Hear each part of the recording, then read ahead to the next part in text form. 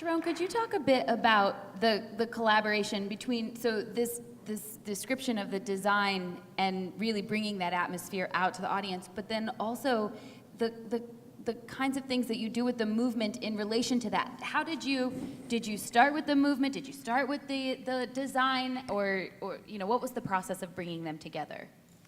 Actually, it starts from missing. I mean, there is something in contact that connects somehow to the create center together with somebody. So somehow the fall is always inside, and no matter how many people you have in stage, if you all are in contact, you are small. And also I discovered working with contact for a year in composition, a lot of time it's even static. So each time I make a contact in the studio, working choreography of contact in the studio, the dimension of the space usually are smaller, and then everything like kind of works good for me. And then I come to the stage, and you see this thing on this huge space, and you say, they are too small, there is too much space around, how can they be more open but still connected?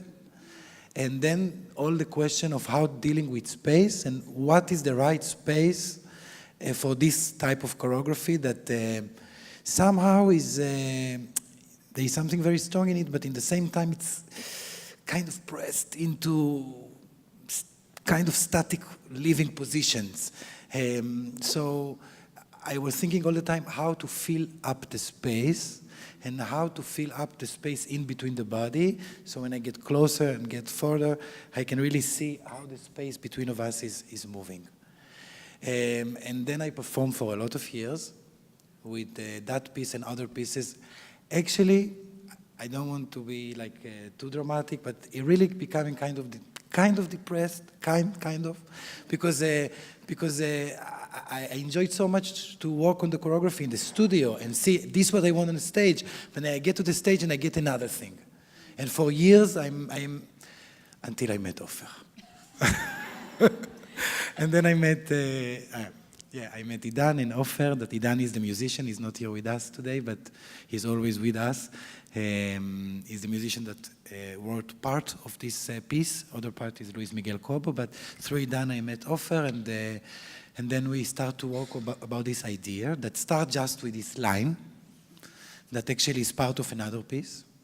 And then we decided to create the universe of free fall, developing this idea that it was totally new, not something that we saw somewhere, and we understood that we needed time, that there is a lot of potential, but if we won't have time in a theater, working details together alone, with the dancers, but no public, we could not do it. And then lately, actually, we had it, and then is when we really succeed to create, I think, the whole universe that now you can see in free fall.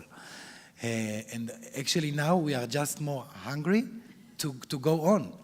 Ofer, I wonder if you could talk about the effects that you can create with the lights, the projection, and the haze is really, you create a really fascinating atmosphere. And I wonder if you can talk a little bit about the technology. Well, the technology actually is very, very simple. It's projectors, like video projectors that we have at home. Very simple projectors and very simple content for the projectors. So it's lines and squares, white lines and squares.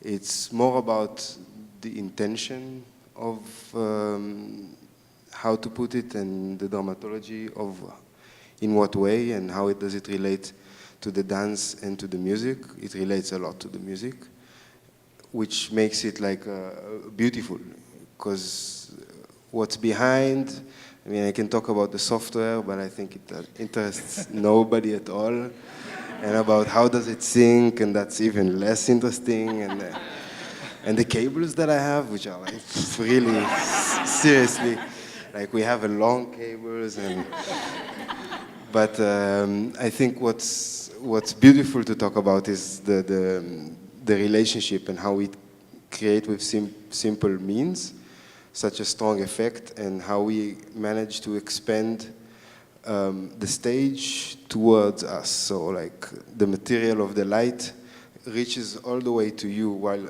normal lighting that we usually see in theaters, they light the stage, they light the dancers, and it has very little relationship to what's happening in the audience, in your life, in your being there at the moment.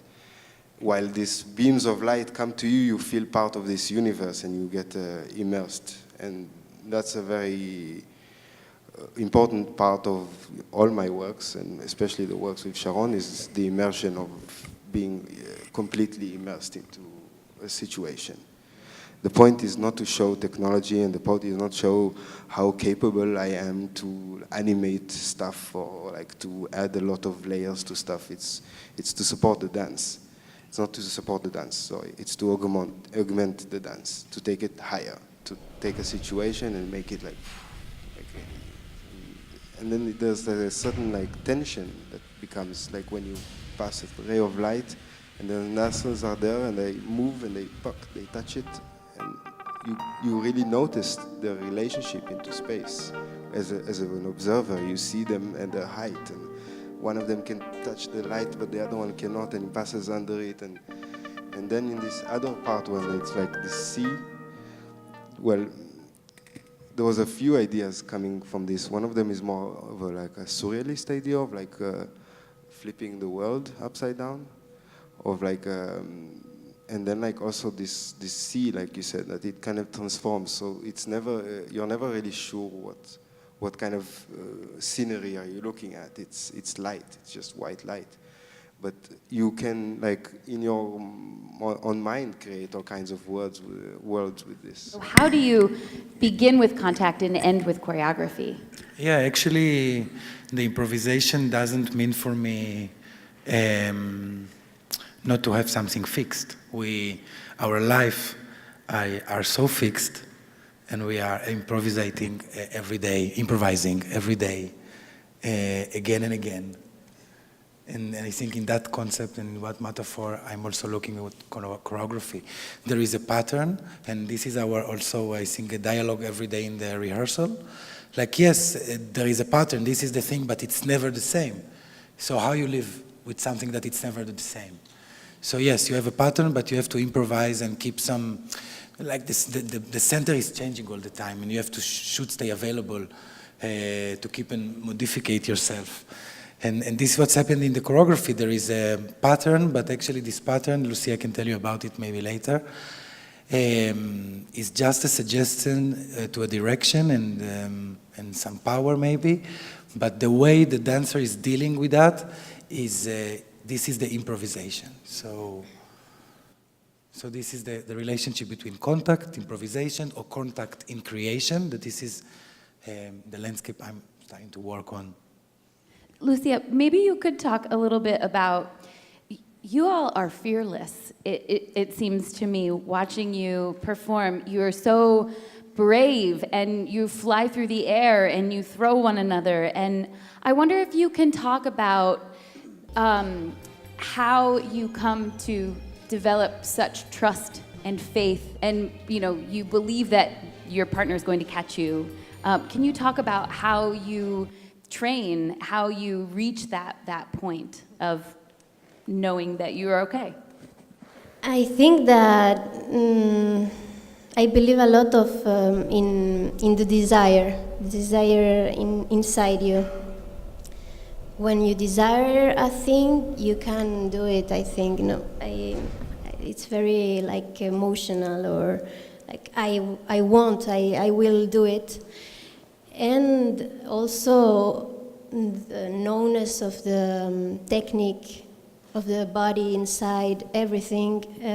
Also the other bodies know all the time where is the bodies, how they touch you, how you touch him. So be able to change all the time, to be very, very present. So there's no thing like you know it will happen, but it happens, and you let that it happens in the moment.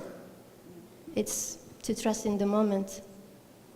Who were the community members, and what was the process of incorporating them into the performance? For me, it's very important that the dance doesn't make me myself, the process with myself, like very far, because each time you go deeper into a concept and you forget a bit the world around you, you start to feel like special and strange and lonely, and then you call yourself artist that suffer because you have to, I hate it. So I want to stay connected. It's very important to me. It's the philosophy of life. So I knew that, yeah, I want to go very deep into the concept, but in the same time, staying connected to the public and to the people that need that development. So then when we created Rizoma, that it was a project before that we are still celebrating every year, and that it's a project where we invite 100 people with a dream to dance, to work with us for 15 days. And then we create this ecological composition together that is presenting at 6 o'clock in the morning. And it's happened once a year in a conflictive place. And after having that experience that we are continuing to have, I decided how to bring it now to stage.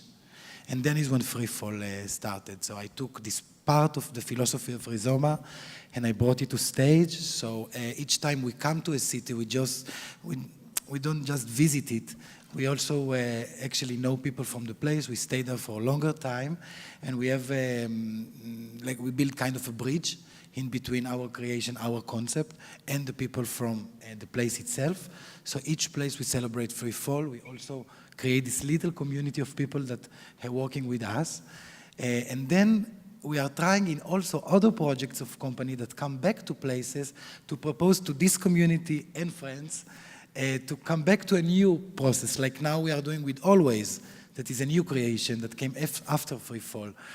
So the concept is always to stay connected, and from one part of the face, working the concept, the composition, and then also the need, and to understand this space in between us and them.